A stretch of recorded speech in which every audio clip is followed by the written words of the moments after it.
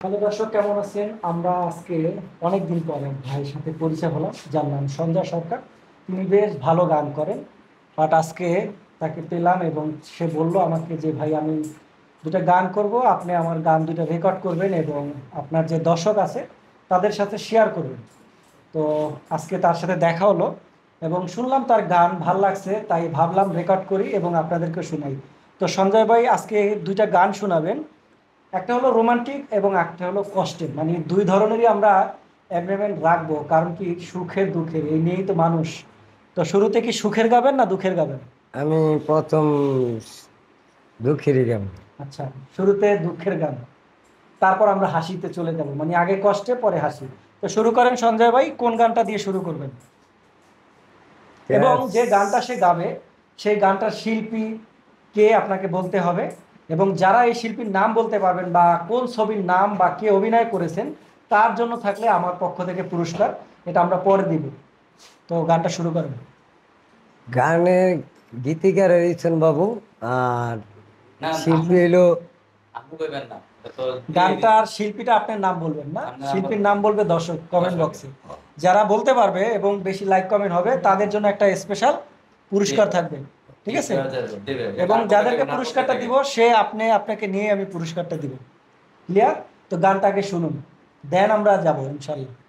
বলেন। আমায় দুনিয়া থেকে চুরি করে তোমার বুকের ভেতর রাখো ভরে। আমায় দুনিয়া থেকে চুরি করে তোমার বুকের ভেতর রাখো ভরে। যেন কেউ না জানে আমি কোথায় আছি, এমন আপন করে নাও মোরে। ও ও আমায় দুনিয়া থেকে চুরি করে তোমার বুকের ভেতর রাখো ভরে। আমার দেহের মাঝে মিশে যাও না তুমি, একই দেহ নিয়ে রব তুমি আমি। আমার দেহের মাঝে মিশে যাও না তুমি, একই দেহ নিয়ে রব তুমি আমি। ওগো বন্ধু আমার, যেও না দূরে, দূরে গেলে যাব মোরে। ও ও আমায় দুনিয়া থেকে চুরি করে তোমার বুকের ভেতর রাখো ভরে। আচ্ছা, আমার দুনিয়া থেকে চুরি করে চুরি করে আমার বুকের ভিতর রাখো ভরে। ভরে। ভরে হবে না ধরে? ভরে। ভরেই হবে, রাইট। আচ্ছা, এখানে একটা কমেন্ট দিব, ভরে হবে না ভরে হবে, এটা কমেন্ট বক্সে জানাবেন। যাদেরটা সঠিক হবে তাদেরকে আমরা পুরস্কারটা দেবো, রাইট। আচ্ছা, তারপর আমরা আরেকটি গান শুনবো, এটা খুবই একটা কষ্টের গান, বা এই গানটা আমরা হাজারবার শুনেছি এবং এই সিনেমাটা আমরা অনেকবার দেখেছি। এই মানুষটি এখন আমাদের এই পৃথিবীতে নেই, যা সিনেমা দেখে আমরা অনেক বড় হয়েছি। সবার খুব রাজ্জাকের পছন্দের ওটা নায়ক। গাবো না, একটা আত্মের রাজ্জাক। গান গাবো। ওটা আপনার ছবির গান না, শিল্পীর হ্যাঁ, মাইসের গান গাবো, শ্রাবণী মেঘগুলো জোর হলো আকাশে, এটা গান। না ওইটাও গান, ওইটা সুন্দর গান কিন্তু। আর ওইটা একটু এককলি গান, অ্যাটলিস্ট ওটা এক এককলি গান, সুন্দর গানটা, অনেক সুন্দর। ওকে। আমার মতো এমন সুখী দুঃখী। নয় তো কারো জীবন, নয় তো কারো জীবন। আমার মতো এমন দুঃখী নয় তো কারো জীবন। কত আদর স্নেহ ভালোবাসা সবই তো মায়ার বাঁধন। জানিয়ে বদন চিরে গেলে কবু আসবে আমার মরণ।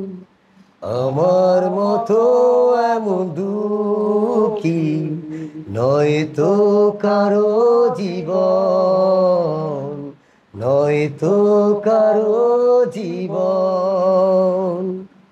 আপনার সুরটা একটু চেঞ্জ হয়ে গেছে, গানটা আরো মনের মাধুর্য দিয়ে গাইতে হবে। ঠিক আছে, এখন তো আমি শিক্ষা নিইনি, তবে মানে এই গানটা আশা পুরোপুরি করি আপনি পারেন না, না? তার জন্য পারি না, আচ্ছা, অন্য এখানে গান আপনি পারি। অনেক ভুল করেছেন। হুম।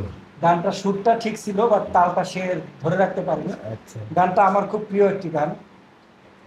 এখন আমার মতো এত দুঃখী নয় তো কারো জীবন, আদর স্নেহ ভালোবাসা জড়ালো মায়ার বাঁধন, কবু এ বাঁধন ছিঁড়ে গেলে কবু। তারপর আসবে আমার মরণ। আসবে আমার মরণ।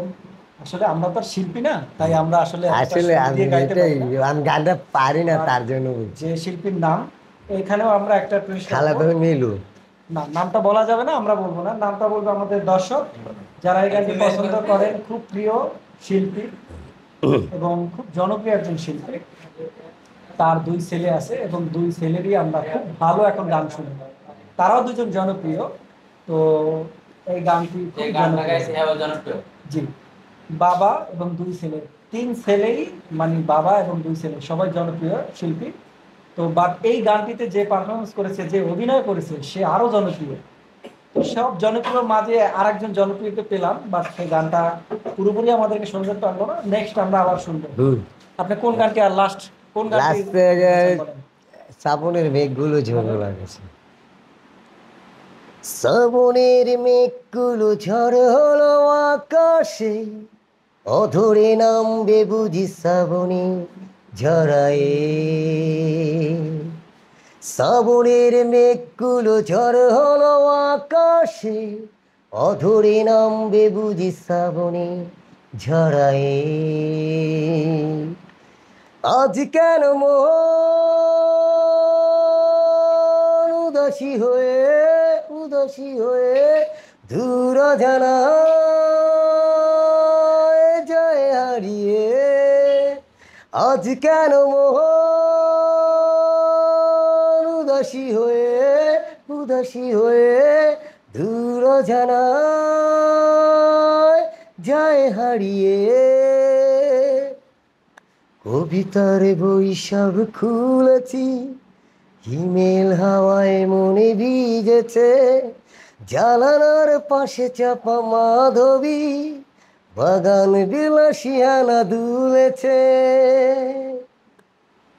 কবিতার বই সব খুলেছি, হিমেল হাওয়ায় মনে ভিজেছে। জানালার পাশে চাপা মাধবী, বাগান বিলাসিয়ানা দুলেছে। ও আজ কেন মন